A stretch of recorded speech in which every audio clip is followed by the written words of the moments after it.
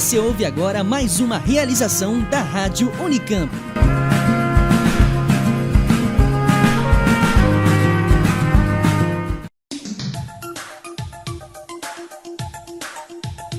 Está no ar Orelha de Livro, uma produção, editora da Unicamp. Sejam muito bem-vindos a mais um episódio do Orelha de Livro. Eu sou Marcelo Gaudio. E eu sou Beatriz Guimarães. E hoje nós vamos falar um pouco sobre a relação entre os seres humanos e os animais não humanos na contemporaneidade, focando principalmente em temas como direitos animais, bem-estar animal, entre outros tópicos.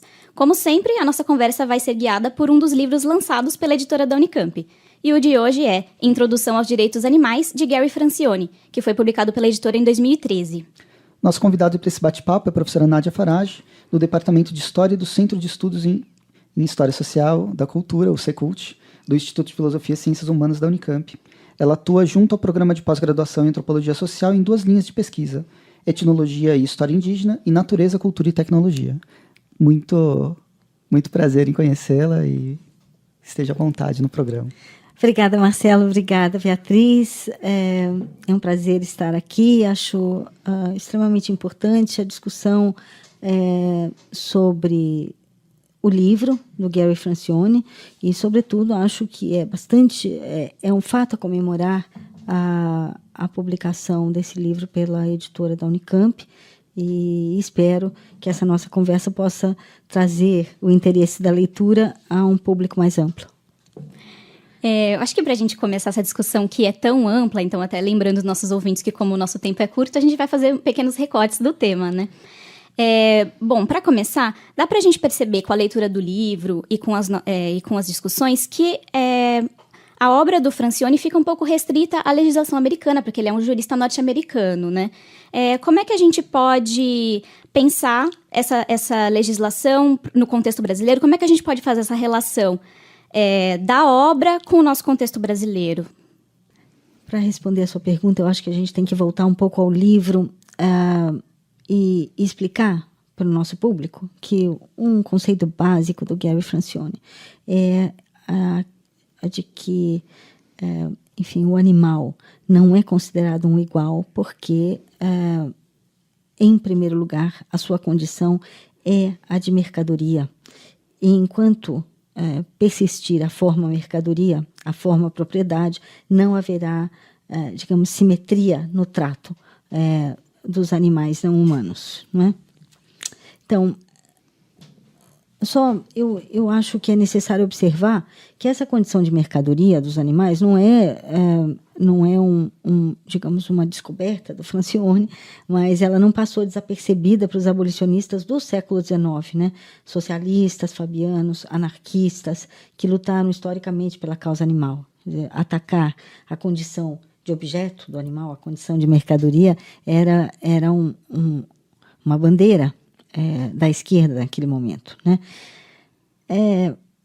Essa comoditização, ou seja, a atribuição da condição de mercadoria a um animal, do meu ponto de vista, é uma sobredefinição. Vale dizer, a condição de mercadoria é estendida àquelas categorias que já são inferiorizadas, elas já são desumanizadas, e é por isso que elas passam a ocupar a posição de mercadoria, né? No caso do animal, né, nós temos que considerar uma conceituação que é prévia, uma lógica simbólica que é prévia à condição de mercadoria, que são as evitações religiosas, os temores quanto ao descontrole da natureza, enfim, razões de ordem simbólica que antecedem e justificam a comodização no regime capitalista. Isso me leva a uma segunda questão, que é, em um mundo em que a comoditização nos ameaça a todos, né? Em que as pessoas são traficadas, são escravizadas, né? Uma consequência importante é que nós podemos pensar, né, é que não existe um animal em si, mas o que existem são processos políticos de animalização e de humanização. Isso atinge a todos, indistintamente, sejam animais humanos ou não humanos, né? As crianças sírias ou as crianças iemenitas hoje são humanas do ponto de vista do Estado saudita ou do Estado norte-americano.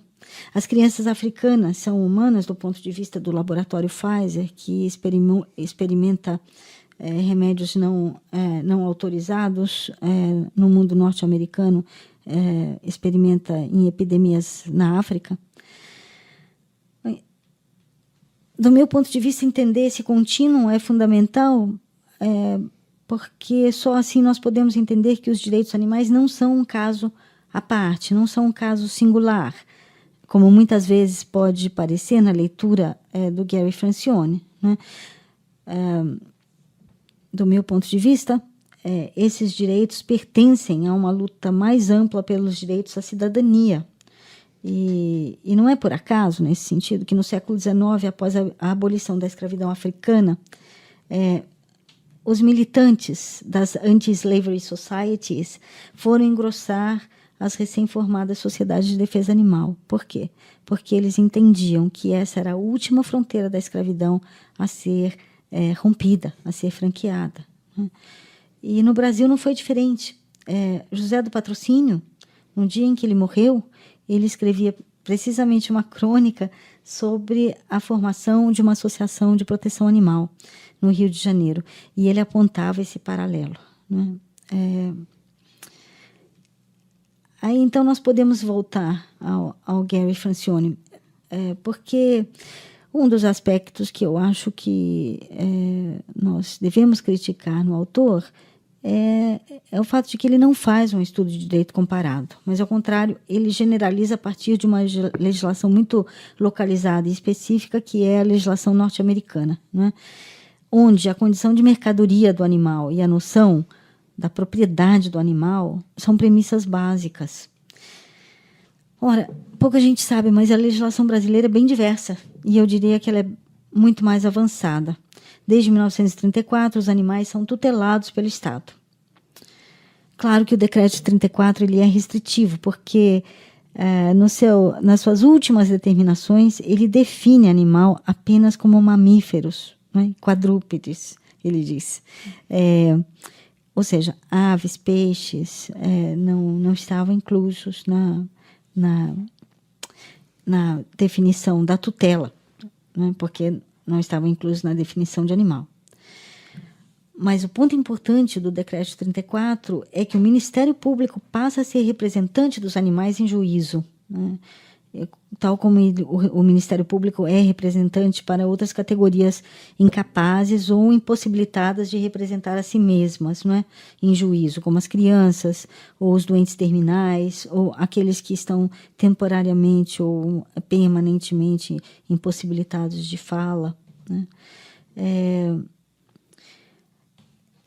Então, isso tem consequências importantes, porque, apesar do Código Civil e do Código Penal brasileiros definirem o animal como propriedade, a legislação específica, ela se inicia, né, definindo o animal como um sujeito de direito. Isso é bastante avançado em relação a outras legislações, como nós estamos falando sobre a norte-americana. Essa definição do animal tutelado do Estado, né, e, portanto, sujeito de direito, vai ser reiterada e ampliada em 1998, na Lei dos Crimes Ambientais, que abre a possibilidade de qualquer cidadão representar em juízo os interesses dos animais. Ou seja, agravos aos animais não são agravos indiretos, não são agravos a proprietários, como ocorre na legislação norte-americana.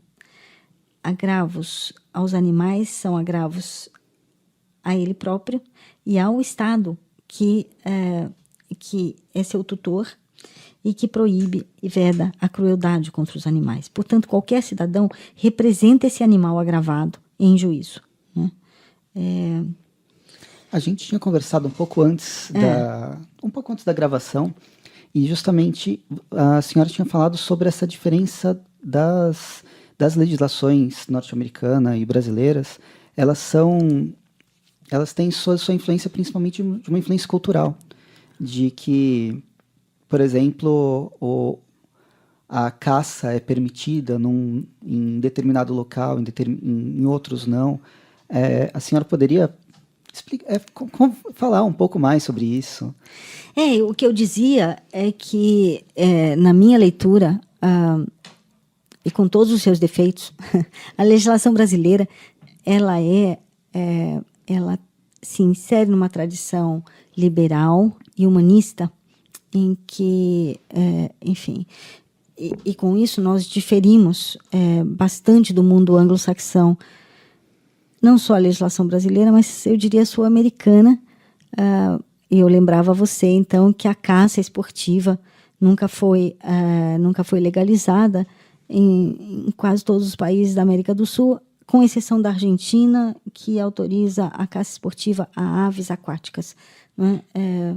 Mas nós nunca tivemos na América do Sul uma tradição de touradas, com exceção da Colômbia, né? E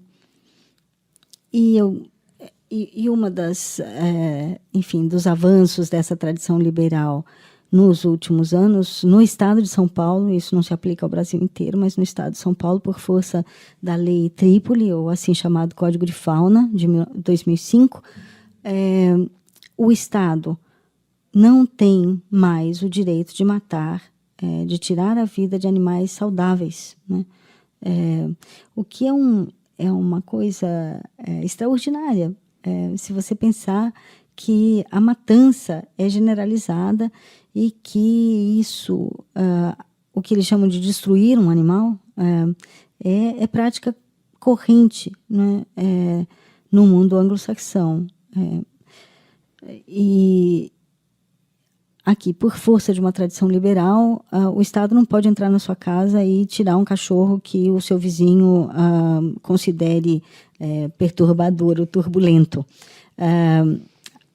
Enfim, haverá uma briga judicial em que não só você, né, como responsável pelo animal, terá a sua privacidade garantida por uma tradição liberal, mas também o animal terá seus direitos à vida garantido pelo Estado. Isso tudo em tese, porque nós vivemos no país da tese, certo? A prática é um pouco diferente.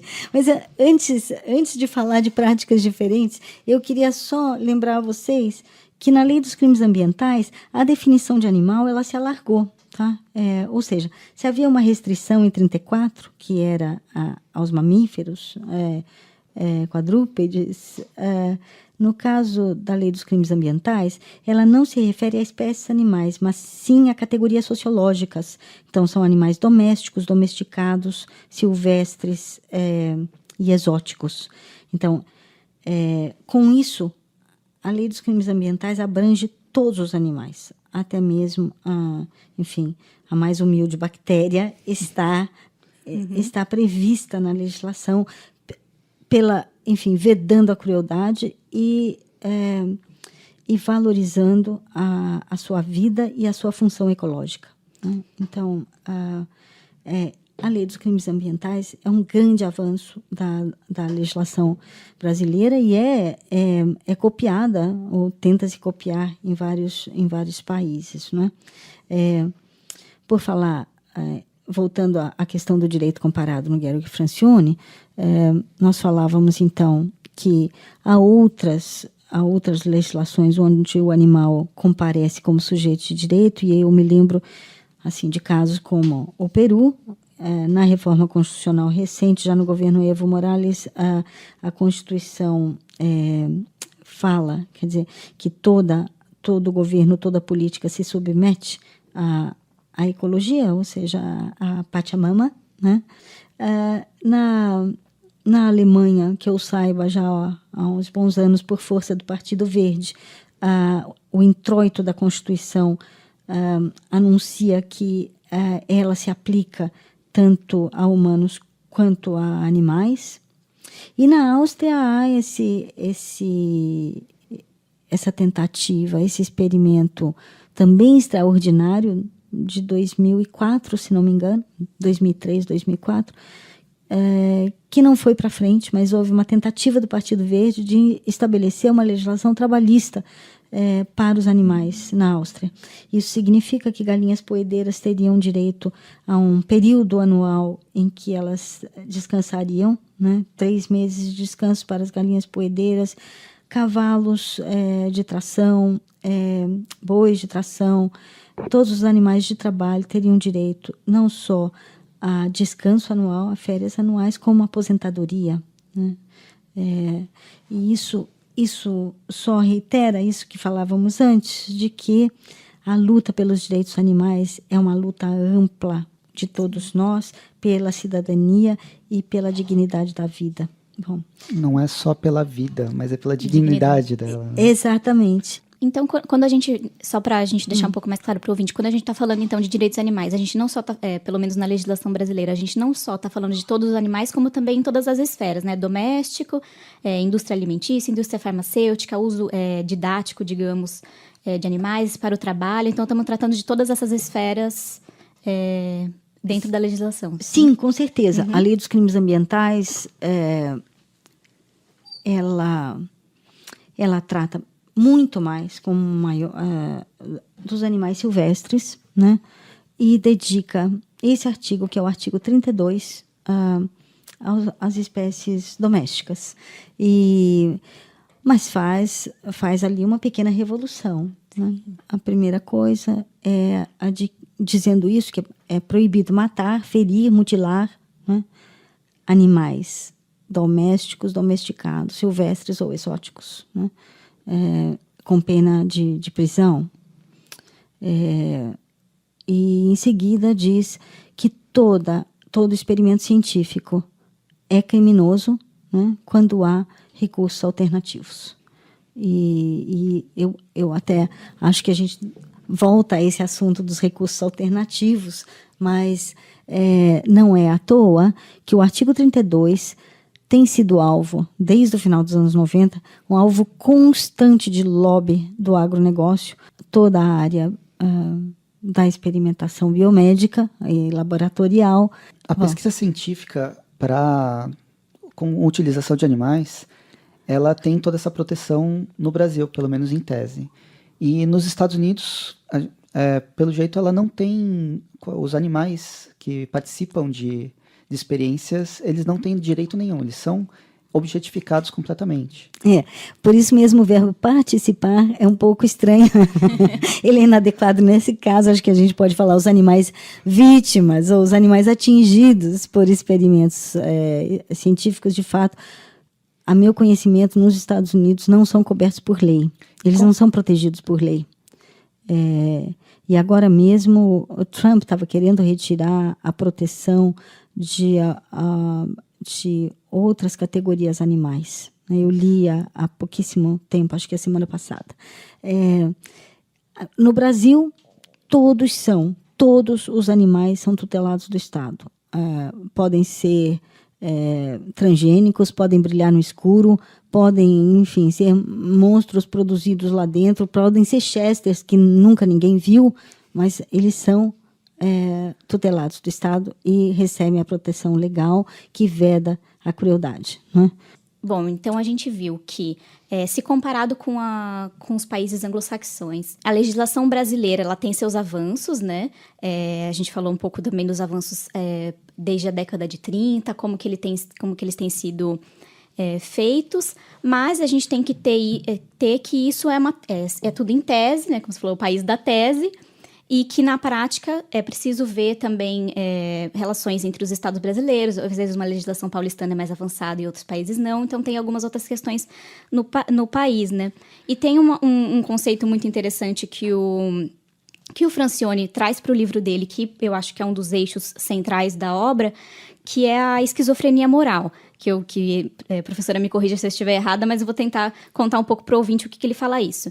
Bom, o Francione diz que, se por um lado a população no geral concorda que é errado aplicar qualquer sofrimento desnecessário às espécies não humanas, ao mesmo tempo que se diz isso, todos os anos ocorrem aplicações de sofrimento desnecessário, né? É necessário colocar esse necessário e desnecessário entre aspas, porque é algo a ser discutido, nessas espécies não humanas, ou seja, os animais, é o que a gente costuma chamar de animais.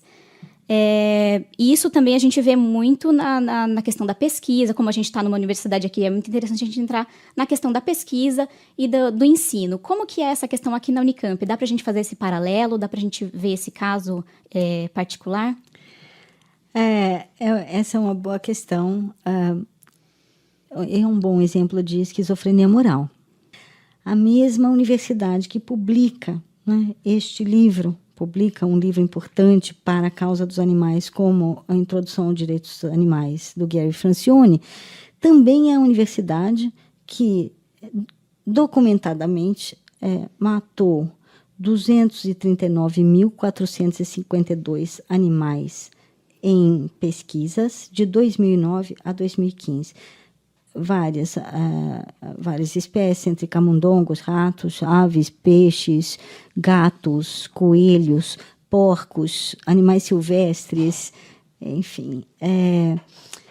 E nós, que somos parte da comunidade universitária, sequer nos damos conta disso, não é?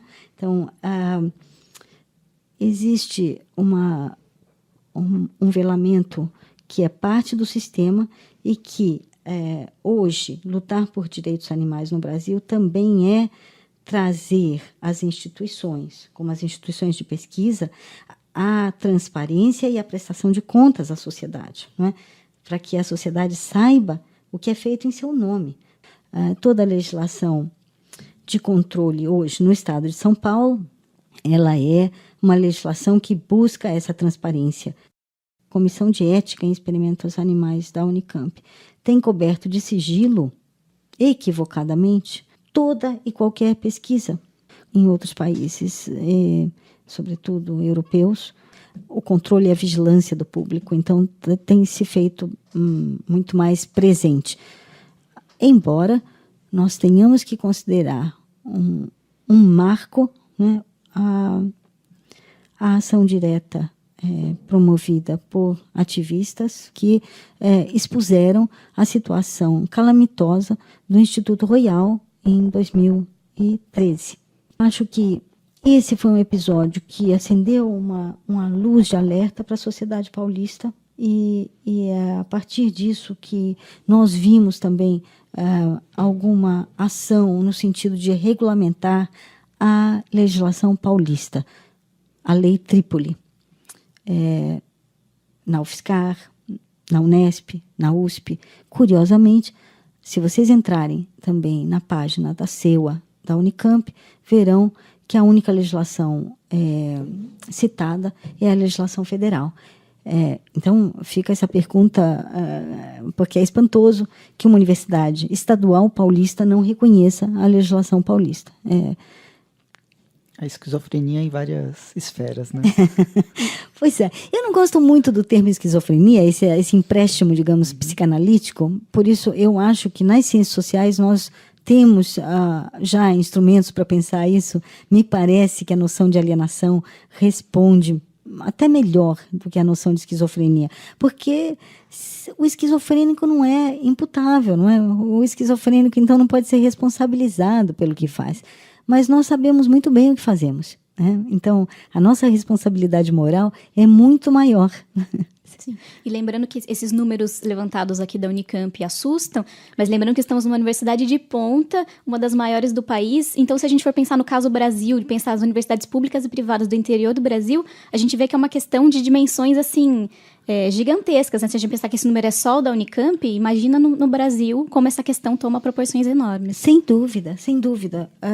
E se você pensar no mundo... Sim. Bom, aí gira na casa dos bilhões, e é assim, milhões por dia mortos, né? E além disso, dentro desse movimento de liberdades, de regulamentação, pelo menos, que está ocorrendo no Brasil e no mundo, ao mesmo tempo que você tem esses movimentos, você tem a própria resistência, né? Como alguns retrocessos que estamos observando atualmente, como tentativa de liberação de caça aqui no Brasil e outras... Vaquejada, alguns outros... E outras aberturas, entre aspas. Sim, com certeza. E casos e mais casos regulamentados por portaria do CONSEA, abrindo o criatório de animais para experimentos nas universidades, enfim, cães, gatos, porcos. Há claro, uma multiplicação da injustiça, mas eu diria, você ainda calcada no meu argumento de que direitos animais não são um caso singular, mas eles se inserem numa luta pela cidadania. Nesse momento, toda a cidadania no Brasil e no mundo, mas vamos pegar o caso brasileiro, sofre, não é, sob um regime de exceção, e nessa escuridão em que nós todos estamos nos movendo, né, de direitos sendo suprimidos, né, os vulneráveis, os mais vulneráveis, são de certos animais, que é como você lembrou, vaquejada. O agronegócio tem imposto retrocessos assim candentes a todos nós, né? A vaquejada como patrimônio cultural, a liberação da caça esportiva, no caso, liberação da caça aos javalis, enfim, sob a alegação de que eram animais pragas, não é? Que estariam arrasando plantações no Rio Grande do Sul. Com a bênção do IBAMA, essa caça foi liberada. Teve uma tentativa também para a liberação da caça da capivara aqui no estado de São Paulo, né? Principalmente por causa da proliferação do carrapato. Então, tudo isso, quer dizer, é ataque aos direitos dos animais, mas eu diria isso, que assim, a luta não é só deles, a luta é nossa, porque isso isso corresponde, faz um paralelo também a todos os nossos direitos que estão sendo retirados, direitos de mulheres, direitos de trabalhadores, direitos de minorias, direitos de... não é? Então, a luta é mais ampla e ela é de todos nós, é isso que eu insistiria. Bom, então a gente comentou que uma coisa central em toda essa discussão, que pode ser chamada de direitos animais, tem outros nomes que podem ser usados, né? Mas tem muito a questão do animal sendo tratado como propriedade. E aí fica também a dicotomia propriedade e liberdade, né? O movimento de libertação dos animais, ou se ouve algumas vezes usar esse termo. É possível atribuir essa percepção ou essa necessidade de liberdade aos animais não humanos da mesma forma que a gente atribui aos humanos? Ou seja, a liberdade ela é tida como algo natural ou ela é tida como uma construção social entre esses debates? Como é que a gente pode ver esses assuntos? Essa é uma questão magnífica. E vocês sabem também que é a questão que percorre o debate ocidental.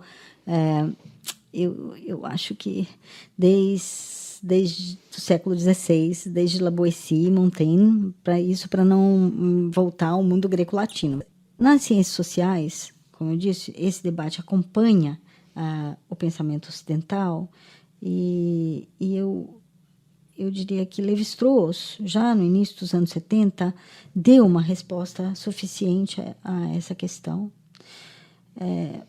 Exatamente quando fizeram a ele uma questão muito semelhante à que você me faz agora sobre a liberdade, então eu vou tomar o Lévi-Strauss como resposta e subscrevê-lo, porque ele diz de forma magistral, né, e contra a corrente, naqueles anos 70, que são anos culturalistas, tá certo? Ele diz que a liberdade não pertence ou não é uma prerrogativa do ser humano, mas ela pertence a todos os seres vivos, né? Então, nesse sentido, se a liberdade pertence ao humano enquanto espécie, ela também é limitada pela liberdade de outras espécies.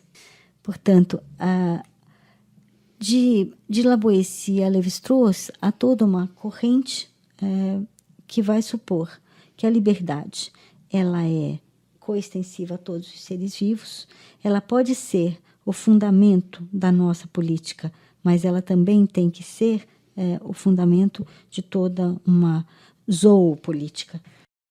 Então, a gente vai ficando por aqui. Eu queria agradecer a presença, foi super interessante e gostosa a conversa sobre os direitos animais e, embora seja super interessante e gostosa, foi bem impactante, porque é um tema bem presente e complexo que a gente vive na nossa sociedade atual e continua vivendo, né? Esse foi mais um... A gente chega ao fim de mais um episódio do Orelha de Livro. Agradecemos a participação da professora Nádia Farage. E lembrando que os episódios ficam disponíveis para download no site RTV da Unicamp. Bom, e para os ouvintes que se interessaram pela leitura, o Introdução aos Direitos Animais, do Gary Francione, está disponível para venda no site da editora da Unicamp, www.editoraunicamp.com.br. E acho que com a conversa que a gente teve aqui hoje, quem se interessar pela leitura vai ter uma visão diferente, uma visão um pouco mais crítica e poder avaliar como que esse livro pode ser colocado em prática. Bom, e hoje a apresentação foi de Beatriz Guimarães, eu e o Marcelo Gáudio, com trabalhos técnicos de Otávio Augusto. Até a próxima e obrigada, professora. Até mais. Muito obrigada. Termina agora Orelha de Livro, uma produção editora da Unicamp. Continue com nossa programação.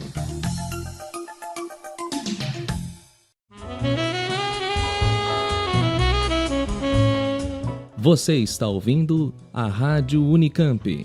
Música e informação de qualidade.